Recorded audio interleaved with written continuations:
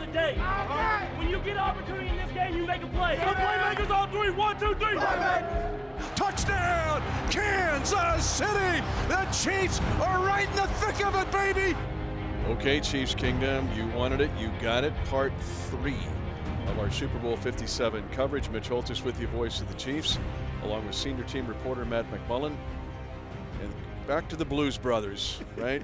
We've got, I don't know, half tank of gas. We're wearing sunglasses. Hit it. Or win it. This episode is brought to you by Storage Mart. They have been great sponsors with us throughout the entire season. But before we do anything to get you ready for Super Bowl 57, let's go around the world in our Defending the Kingdom tradition. Well, first of all, I mean, how ridiculous is this setting right now? I mean, we have a Super Bowl to get ready for, but you and I are just trying to mellow out a little bit. I think we're achieving it with our current surroundings, don't you think? I think so, but my mind is going back to the day I beat the drum for the Seattle Seahawks game when it was -4 on the field wind chill, and I think it was higher up there. So I ain't apologizing for it. So as we go around the world, I'm just going to go with you in the back seat, my friend. Yeah, my wife is back in Kansas City talking about the snow that just hit, and I'm trying to not talk about this that much. But let's go around the world. We got 10 people all over the world listening to DTK. We have tons of people, so I'm trying to catch up on some people that wrote in a few days ago. If you wrote in on the last episode, I will get to you, I promise. But we have 10 people that I'm going to list off. For the 10 playoff wins that Patrick Mahomes has. Exactly. Right? Hopefully soon to be 11. Exactly. So we have a listener in Boise, Idaho. You ever been to Boise? I love Boise. So Boise's a great town. I have been there. I've been on the campus of Boise State University. It is it's a sneaky spot. That's yes. Yeah. But the fact that we have Kingdom Defenders there is awesome. But if you get a chance to go to Boise, that's a place to go. Yeah, Boise's a nice spot. We have Barry and Kim in Okinawa, Japan. They've been fans since 1968, and they are expecting a fullback breakout game here in Super Bowl 57. So Michael Burton, get ready. Wow. Yeah. If you've got Michael Burton on a prop bet, look out. Yep. What do we think, an 80-yard run? Something like that, yeah. Screen pass for 65 and a touchdown. A couple touchdowns. Yeah. We have William in London. He'll be watching the Super Bowl from Turkey, though. Syed is in Peterborough, United Kingdom. Troy in Shingle House, Pennsylvania, a longtime listener. I've got to go to Shingle House, Pennsylvania. Yeah. I'm fascinated by Shingle House. I don't know why. So Shingle House, Pennsylvania, we're coming to you sometime. We talk about all the Philadelphia connections here in Kansas City with the Chiefs. Some Shingle House connections as well. Hey, we got a lot of Pennsylvania outstate connections, more than you know. We have Abdu in Senegal, West Africa. Pretty cool. We have a listener who was born in Independence, Missouri, just 15 miles from GEHA Field at Arrowhead Stadium. Santa Livy from Samoa. Very cool. I apologize if I mispronounced your name, but thank you so much for listening to DTK. Preston from Waverly, Iowa. And then Lori, a grandmother from Cochrane, Alberta. Wow. Yeah. Love it. The kingdom just continues to grow worldwide, and everybody's excited about this Super Bowl 57 game. A reminder, if you cannot make it here to Phoenix for the game, and make sure you get the second mortgage on your house so you can afford it, J. Rieger and Company Distillery. You've been to that place, right? It's awesome, yeah. It is awesome. I just I thought I got to visit this. I did it right before. That was part of my Christmas gifts that I handed out to folks, was getting some J. Rieger gift certificates. I'm going to take Tammy back there. But they're having a Super Bowl party. And if you want to experience the kingdom like you're at the game, J. Rieger and Company Distillery is the place to go. They're going to have prize giveaways. Mark Bo Richter is going to be there. He of the 99-yard reception against the Chargers in 2002. He'll be there along with Casey Wolf. There'll be prizes to give away, and I really think they're giving away some tickets to next year's home opener. So that's during the Super Bowl. Go watch the Super Bowl with some other Kingdom Defenders, and that'll be at J. Rieger and Company Distillery. We are beyond blessed to be here and to be able to attend a Super Bowl, but part of me is so torn because to be in Kansas City, when the Chiefs win this game on Sunday, will be absolutely electric, and especially at J. Rieger, should be awesome. You know, those pictures that we saw from Super Bowl 54 and Power and Light and then all throughout the city. Here's what's interesting, though. When people sync up our sound, like our sound was beating the audio or the video, and they would hear fireworks go. They're watching the game, but then they'd hear the go off, and it was either a touchdown or we won the game. Yeah. And so it happened like a few minutes before. So if you really want to know in real time, sync up. You could sync up the video. This is tricky. You can do it. And then just go to the Wolf Kansas City on your laptop, and you can sync it up, and you'll beat your neighbors. You can blow off the Roman candles because you'll know what's happening before the rest of at least the Kansas City world will know. This is where I'm mentally broken. There's the NFL official stats site, and before I would travel with the team, that would be a half second ahead of the TV. So if I wanted to know what would happen, I could just hit refresh and it would tell me. But oftentimes in the press box, when we're actually at the games, there's a mental disconnect where I'll be refreshing that, and it's like, Matt, the action's happening right in front of you. Right. It's right here. Nothing has occurred, but you're watching it in real time. I think I'll still be doing it on Sunday. Yeah, for sure. But you are the Matt Stat. Let's jump into this game because the episode 2 was Handle It. And really last week in our episode 1 was talking about preparing for this game. And Andy we trust of handling that bye week, what it meant, handling all of the distractions that come with this game for both the Chiefs and the Eagles. That was the last episode. Now it is time not to jump into this water behind us, but it is to jump in to Super Bowl 57 and get into the football weeds of this game, because there is so many interesting and very intriguing. This just looks like an epic game. But let's start with the Philadelphia defense, because I think that's where maybe the side of the ball that's getting the most attention for Philadelphia. Their defensive front is reminiscent of the old 70s and 80s defensive fronts, like the Purple People Eaters and those great Raiders fronts. They have double-digit sacks all across the line. Fletcher Cox is close to that. But, Matt, they have 78 sacks when you look at what they did in the regular season and the postseason.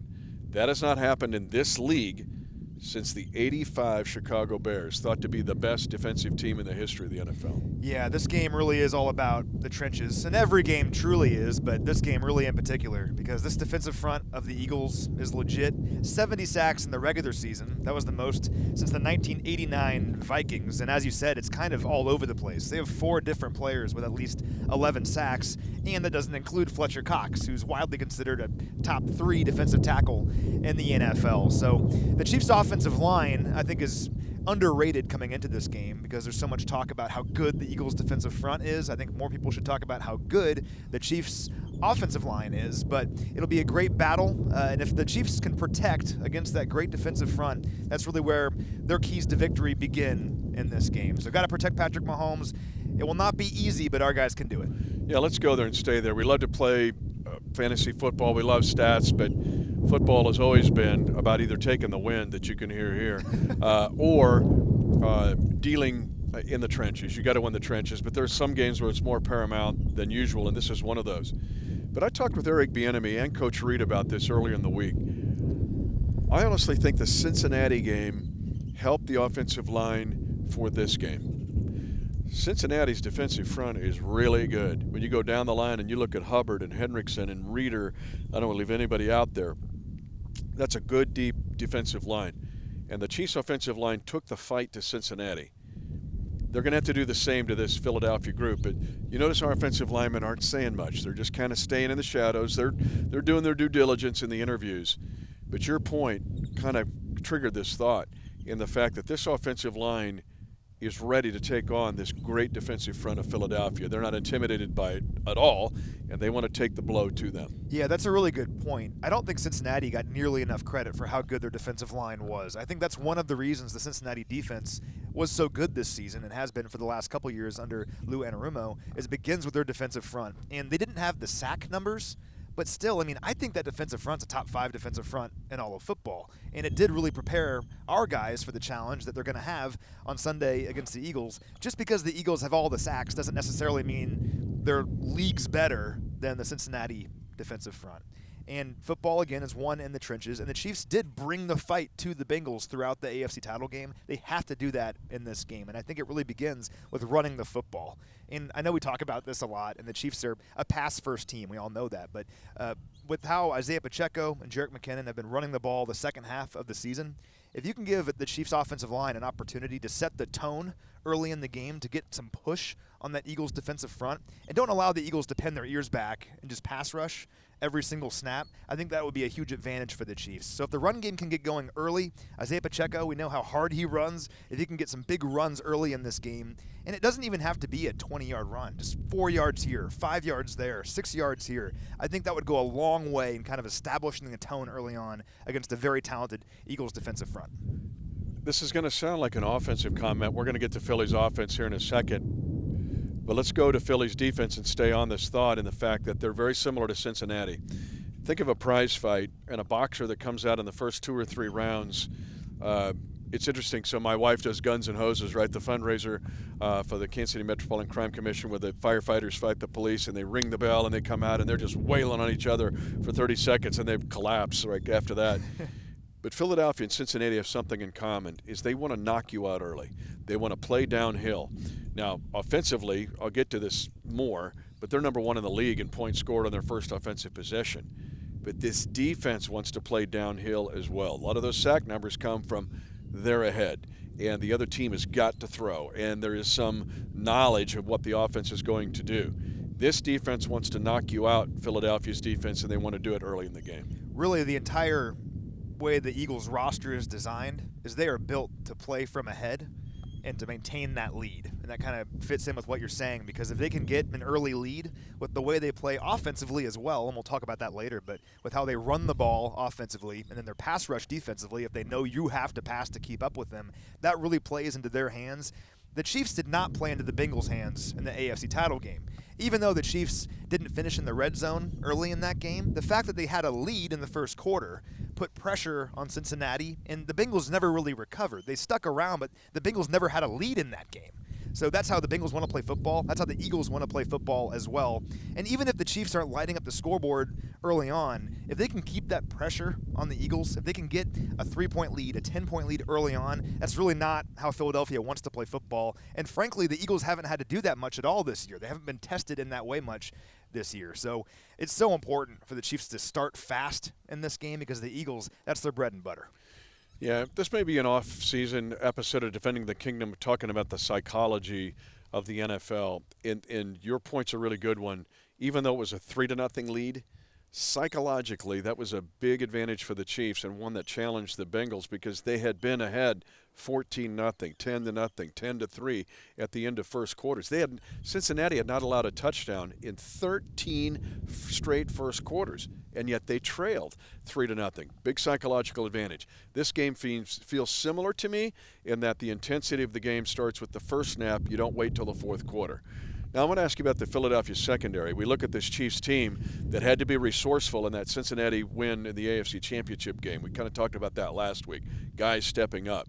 Now it looks like the Chiefs will be close, other than McCole Hardman, to having all hands on deck. That being said, these corners for Philadelphia deserve mention. We've seen Darius Slay. We saw him when he was a Detroit Lion. We saw him last year when we played Philadelphia in the game where Andy Reid got his 100th win and had 100 wins with 2 franchises. People kind of forget about that game. But then they go get James Bradbury from the New York Giants, who this year had 20 passes or 20 incompletions credited his way. He was really rated as one of the top corners in the league. So let's look at these corners and what the Chiefs can do to try to handle them. Well, the defense works together, right? A defense and a secondary is only as good as their pass rush, typically, and we're seeing that with the Eagles. It certainly helps that secondary that their pass rush is so prolific. But you're right, whenever they've been on an island, they've been really good this season. Those are 2 veteran corners that know how to play good football and play 4 quarters of football.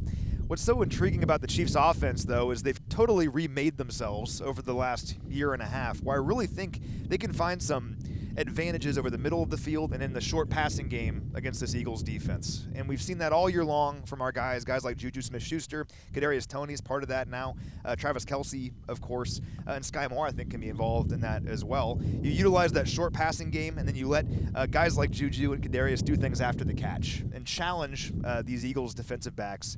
The key is getting the ball out quickly so that pass rush can't get home to Patrick Mahomes. If he can get the ball out quickly on those short routes over the middle or wherever it may be, and let your receivers do some work after the fact, I think they can find success doing that. But this is a very talented group, and frankly, there's really no weaknesses on this Eagles defense. I've been on national and international shows all week long. Yesterday on Radio Row, I was with the San Francisco flagship station and the voice of the 49ers. And one thing about the genius of Andy Reid is he's taught me over the years how you can block guys without blocking guys. Think about the great speed rushers we've played this year, including Brother Bosa of the 49ers. We had the same discussion. And they mentioned, before I even mentioned it, they go, yeah, you blocked us without blocking us. Remember the touchdown right under the armpit of Bosa against the 49ers in San Francisco. So Andy Reid, it's blocking schemes, but it's also doing shifts and motions, misdirection, to make those pass rushers of Philadelphia have a lot on their plate instead of just pinning their ears back and coming after the quarterback. Andy Reid right now in the National Football League is the mastermind, I think, of blocking elite rushers without blocking them at all. Absolutely. Think about Jerick McKinnon in the screen game. How many times have we seen him break off a huge gain when the pass rush is pinning their ears back? You can't do that against the Chiefs because McKinnon is so lethal in that screen game. Talking about Bosa, the Chiefs went right at Bosa in that screen game in San Francisco several weeks ago, earlier this season. And I keep thinking if there has to be a sneaky MVP, like if it's not Patrick Mahomes or Chris Jones or Travis Kelce, who is the MVP potentially in this game? I really think Jerick McKinnon could be that guy, because when you have such a great speed rusher and Hassan Reddick on the Eagles, who has like 17 sacks this season, if he's coming at you, throw the ball right over his head to Jerick McKinnon, and Jerick breaks off a 15-yard run through the air, that's very demoralizing for any defense. And it reminds me last season when we were playing the Raiders in Vegas. They had Yannick Ngakoue and Max Crosby, this great pass rush. That was a huge game for the Chiefs in the middle of the season that they had to win. And if the Raiders won that game, I believe they would have been in first place in the division. And over again, quick screens over the top. Max Crosby's right there, turning around, and Travis Kelce's caught a 2-yard pass through the air that goes for 15 yards. So that kind of game plan I really think could work against this defensive front of the Eagles. And just like my thoughts on how the running game could work against these guys, that screen game is just as effective. Think about the pass rushers that have lived in the AFC West in the 5 years that Patrick Mahomes has been the starter. Yeah. I mean, you're looking Von Miller, who was still cooking it, right? He was doing great. Chubb, who was awesome. You mentioned the Raiders rushers.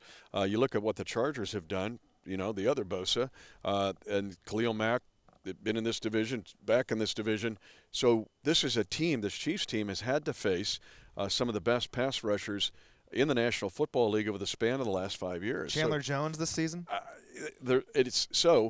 It's something that I think that has prepared the Chiefs for this game, although it's not to disrespect the Philadelphia defense at all. This is a very good defense. This Philadelphia team is what I thought of Cincinnati. There's no weakness in the Eagles. There was no weakness at all, I think, in the Cincinnati Bengals. Now let's flip it over the other side. Other than, have you sensed from Patrick, because I've sensed this too, that I don't know if it's the Super Bowl 55 or it's all this, like I said at the end of the Cincinnati game, you know, you can dislike us, disrespect us, doubt us. Patrick's got that look in his eye. Yeah. Don't you sense that? Absolutely. Like he's always locked in, but it's like, wow, he's looking through me and looking past. Where's he looking, right? It's the Superman can see 5 miles past you, but that's what I sense from him and from a lot of these guys. So I think they're ready to go here. Now let's flip it over to the other side, and that is the Philadelphia offense. Very intriguing group to look at as well.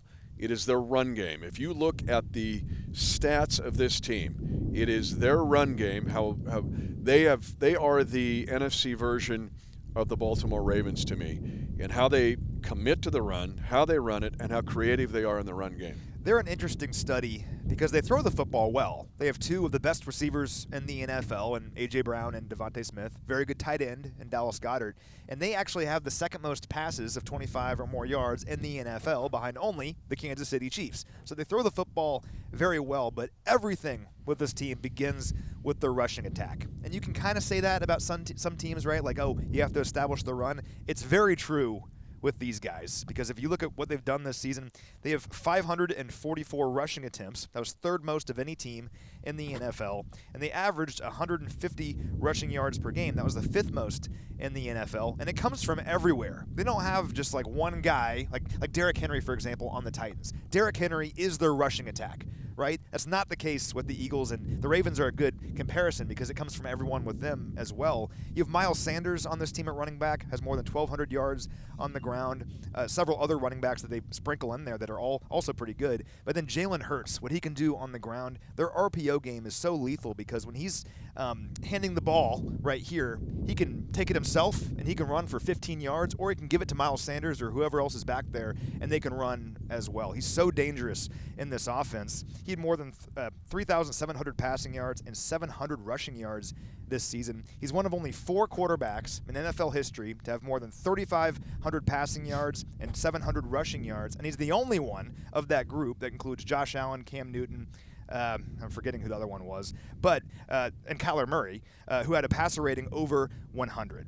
So this guy is awesome. He's very good at throwing the football, but everything begins with their rushing attack. And if you can stop the run, it's a big task, but if you can stop the run, it really makes things tougher on this offense. And if you want to grind a little further, when you look at the Philadelphia Eagle rushing attack, so Hurts, 15 touchdowns for Hurts this year, counting the playoffs.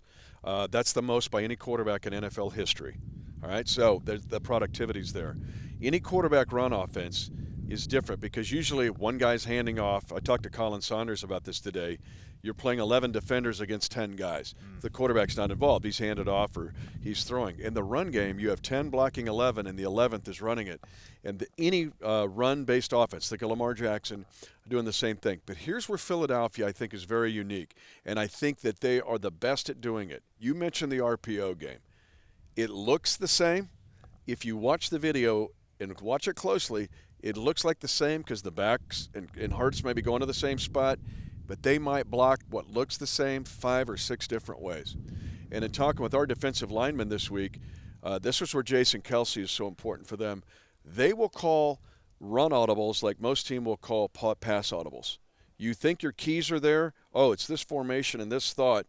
And then based on where you align, the Eagles will call a very creative run audible.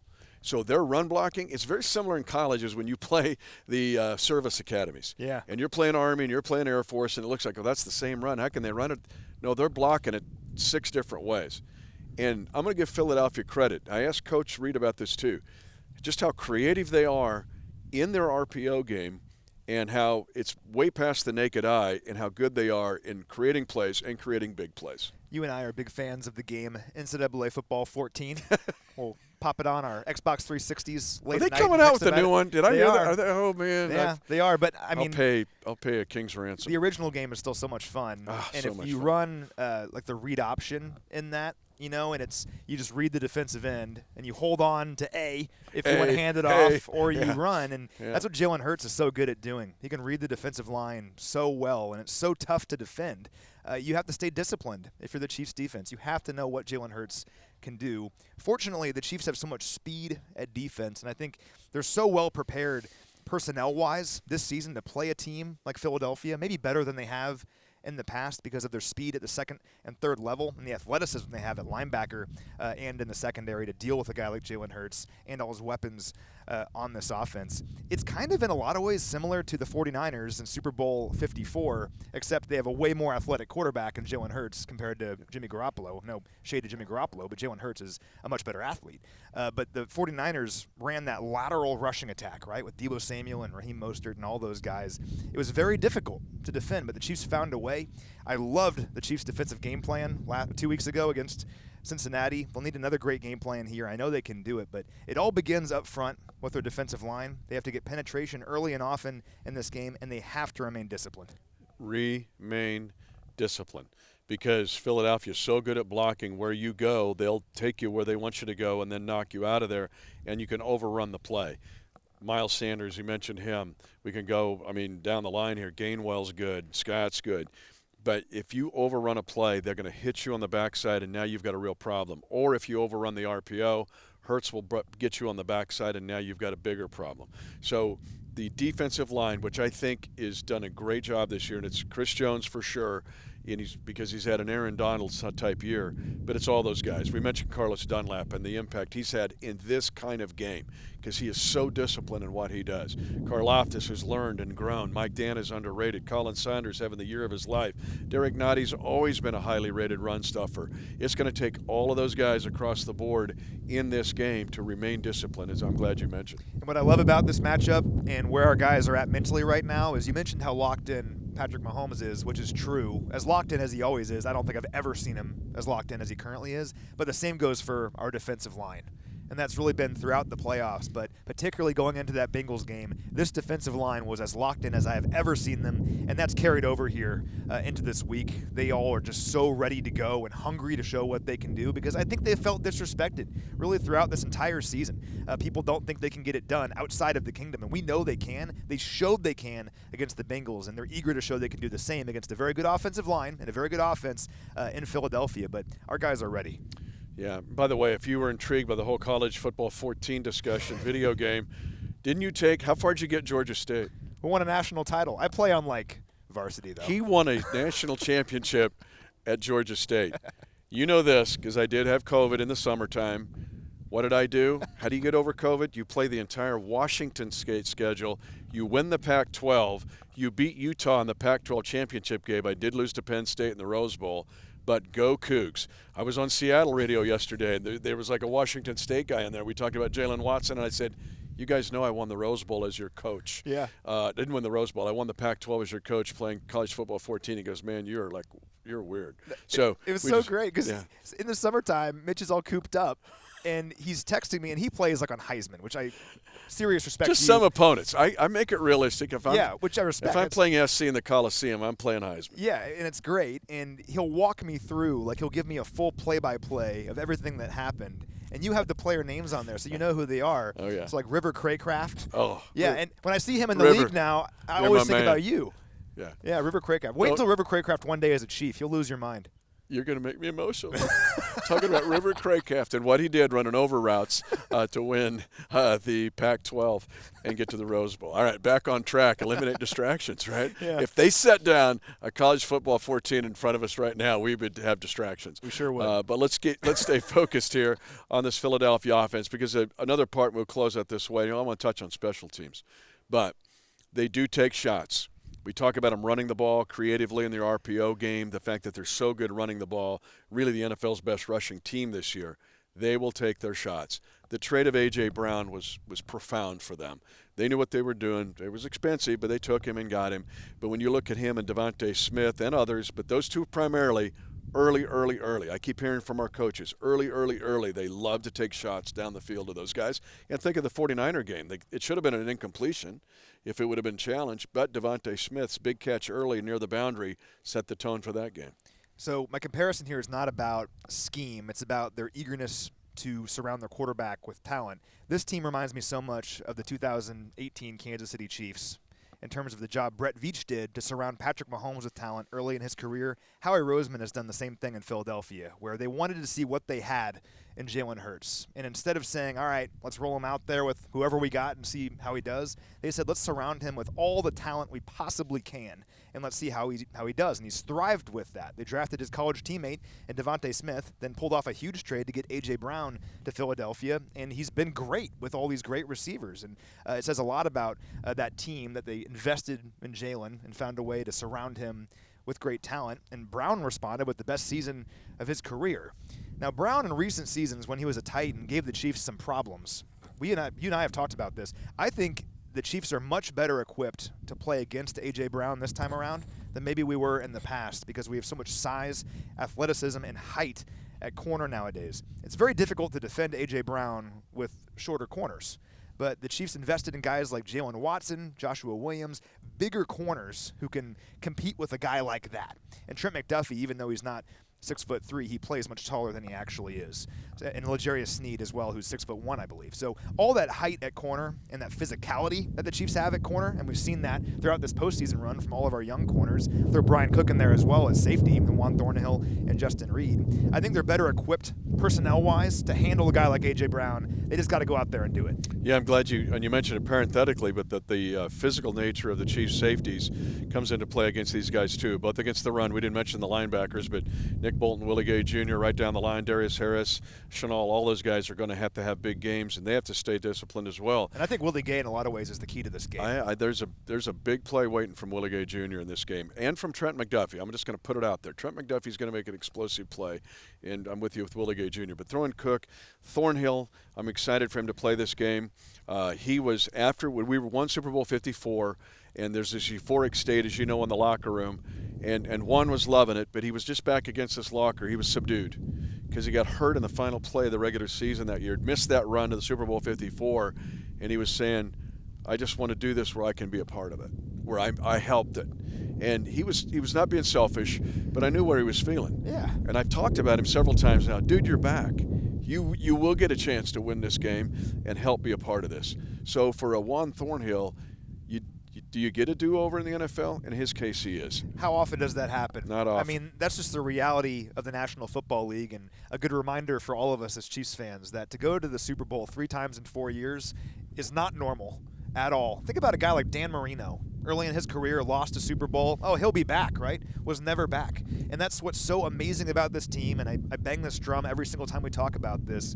This team fought through so much to get back to this moment, and it says so much about them because it would be so easy to come up short in Super Bowl 55. Or for Juan Thornhill to have his shot, but he was injured, couldn't make it. He never makes it back. Or the Chiefs in the AFC title game last year, they come up short. They were so close, they never make it back. All of that's thrown out with this team, and it takes the certain culture we have here, the resiliency of our guys, to find a way back to this moment. And that's why I'm so excited for this game, because these guys know how hard it was to get here, and they're not going to waste it. Everyone included, from guys like Juan, who were hurt in Super Bowl 54, to guys like Carlos Dunlap, who had never won a playoff game in his 13-year NFL career before coming to Kansas City. Now he has his chance. All of these guys are so hungry for this moment, us included. We just can't wait for Sunday. Get it here. I think, too, I just feel like there's 1 or 2 explosive special teams plays coming in this game for the Chiefs. What is that? Is that a return? Maybe. Is that a block punt? Maybe. Our guy Jack Cochran's been this close of getting some block punts. Is that blowing up a return and getting a fumble recovery? I just feel that way in special teams. Philadelphia's good in special teams, and they got veterans now. Brett Kern, we saw him for 1,000 years being the Titans punter. But this, I have that sense from special teams that Dave Tobe and Andy Hill are thinking of something for this game. Yeah, I could just me, man. I could definitely see it. And special teams are where the AFC title game was won, right? It was a tremendous redemption story about how the Chiefs had those struggles in special teams earlier in the year, and when it mattered most, those guys came through. I'm hoping we see that here in this one. Hopefully the Chiefs don't have to punt in this game. Hopefully they go down and score every single time. But speaking about redemption stories, I know Tommy Townsend is looking forward to this game as well. It's unfair to him because it was his rookie season, but Super Bowl 55 is a game he'd probably like to forget. But Tommy bounced back from that game in such a big way. He was the best punter in the NFL this season. It says so much about him that he was able to use that as fuel to get better all these years later, and now he's back in a Super Bowl with a chance to show what he can do as well. Hopefully it's just holding. Hopefully he does not have to punt, but if he has to, Tommy will be ready. And by the way, did a great job on the hold on the winning field goal against Cincinnati. Go back and look at that. And Tommy Townsend, I'm glad you mentioned him. I'm not sure the Chiefs are in this game if they don't have Tommy Townsend. No. You think I'm wrong? Go binge watch the whole season. Go watch every game. Watch 19 games and watch the little nuancy things that happen from Tommy Townsend help this Chiefs team get to Super Bowl 57 and possibly win it. So why do you connect with us on Defending the Kingdom? 1, we'll tell you about Storage Mart, but we'll also tell you to go to the J. Rieger and Company Distillery Super Bowl party, which will be epic. But where else would you hear about College Football 14, video game, Georgia State, Washington State? Where else would we have a Blues Brothers reference? Yeah. Right, Matt? And some whipping wind to go with it. Whipping wind and a Blues Brothers that said, hit it and win it. 10, 5, touchdown! Lock it down! And the celebration begins at Arrowhead.